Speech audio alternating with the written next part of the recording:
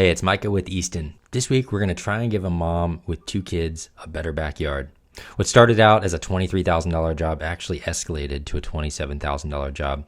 With only a 48-inch wide access, it kept us from keeping the schedule, and the turf actually wasn't soft enough for her kids. This yard slopes straight down into the woods, and in order to give it any flat areas, it had some pretty big wooden retention walls built. And then once those walls were put in place, they were backfilled with what we assume was some soil. And then there was regular paver base laid on top of this. And then there were pavers laid out to the tune of roughly about 2,000 square feet of pavers in this backyard. There is no other flat surface in this backyard other than these 2,000 square feet of pavers, which leads us to our mom, who has a problem. She has 2 kids, young, that are tripping and falling and trying to play on these pavers. And it's just a hard surface. It doesn't really flow or work for the lifestyle that she wants to have. They love their home. They feel like they're in a treehouse every day. They love the experience of living in the woods, but they need a yard. When I first started my conversation with Mom, we explored 2 main ideas. One, put a different type of paver back in this yard, but create a place for some river rock or some pea gravel that the kids could play in. So kind of like a sandbox of sorts. So that was our first idea. Better pavers, level, and then a sandbox. Second idea we came up with was, what if we took out all these pavers and we put some synthetic turf back in this place? Okay, I know all the nature lovers just despise how much we use turf, but there are proper applications for turf. I had not done something like this, and so when Mom proposed that we put some turf in a place like this, it was a different concept for me. So we started to talk about the construction of these tall walls that are on the back. We noticed that the pavers are starting to heave and move. We needed to ensure our turf didn't move as well. I'm still a little unsure that turf is the right solution for this backyard. Let's explore it. So my first thought was, we need to get rid of some of the material that started to settle on the surface, because these walls were built maybe 20 years ago. There's some base material underneath of these pavers that obviously has shifted and moved. So we need to get all that out of here. We need to use the machine to dig it, load it in the trailer, and haul it off. After that's done, we can assess what is going on in the subgrade. What we decided to do was a layer of fabric, number 8s, which are kind of like a chip gravel. It's maybe about the size of a tip of a pinky, with a piece of drain tile, which is a 4-inch piece of corrugated pipe, which is essentially like that black pipe that you see in drainage frequently,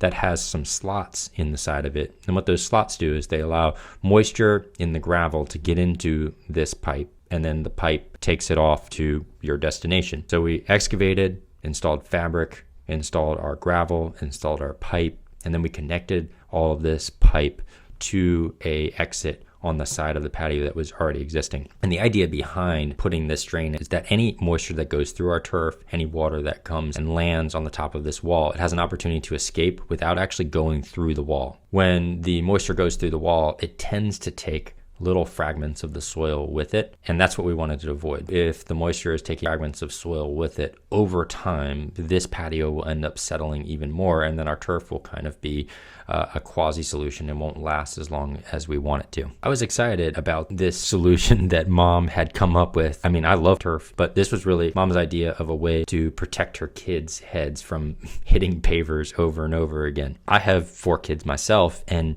when I see them running really fast, my immediate thought is, great, they're going to trip, they're going to fall, they're going to cry, and now I've got a situation that I have to deal with. But when they're on a lawn, it's not as much of a concern for me, because I know that when they fall and when they land, it's just going to be a bounce back up, no skinned knees, no blood everywhere, no situations that we have to de-escalate at that point. Turf has a very synthetic feeling underneath of your feet. When you're walking on it, you can tell that it's not real. After we had installed the turf, Mom walked on it and she did not like the feeling. So after everything was pretty much installed, what we decided to do is put down what is called Gator base. Now, Gator base is a material that was made for installing pavers without putting base down underneath of them. But what it's constructed of is really cool. It's styrofoam, and they're made in these square locking together pieces of styrofoam. It gave us that little bit of padding that we needed to go underneath this turf. When, little 2-year-old Susie falls off of a playset, hits their head on the turf, there's now about an inch of styrofoam that also acts as a brace or a buffer and kind of takes some of that impact.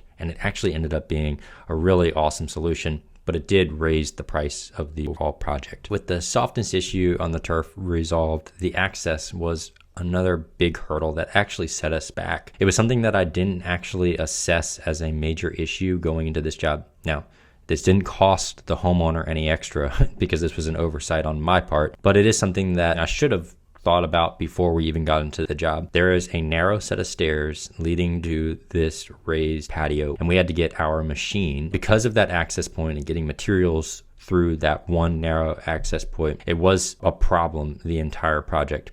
In the future, I'll know that this is going to be an issue, getting the gravel in and out. It just wasn't something that had crossed my mind before we started the job. You might be wondering how I came up with $23,000 price tag for this job. It's about 735 square feet of pavers that Mom wanted to switch to turf. And here's how it breaks down. Turf, believe it or not, only costs a few dollars a square foot. So most of this cost goes into the labor of actually creating and laying and making the seams of the turf. It's roughly about $10 a square foot.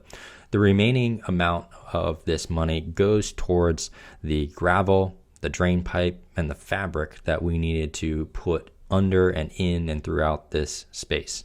There was a couple other things that we tackled while we're on site as well. About $2,300 of this goes towards relaying some of the pavers on the lower section of this raised patio. And then about $1,800 of it went to putting river rock and laying out fabric around the perimeter outside of the fence. So you can kind of see where we put that river rock. Now you're probably saying, I understand the $23,000, but what made it jump to the $27,000? Well, it was that Gator base, that foam board that we put underneath the turf. That cost $2,768.60, which we charged directly to the client. We also asked Mom if it was okay for us to charge $600 extra in labor for installing that. She agreed. They had no problem with it, and it made sense because they did want that extra bit of padding. As you can see, there was one little surprise that I included in this space, a little putting green off to the side. When I was talking with Dad when we first talked about this space and we're figuring out what it could look like, I had this harebrained idea. Why don't we put a little putting green right in here so we can just chip around, putt around, and have a good time. As you can see, this space is phenomenal. It is exactly what they needed. Get outside, my friends.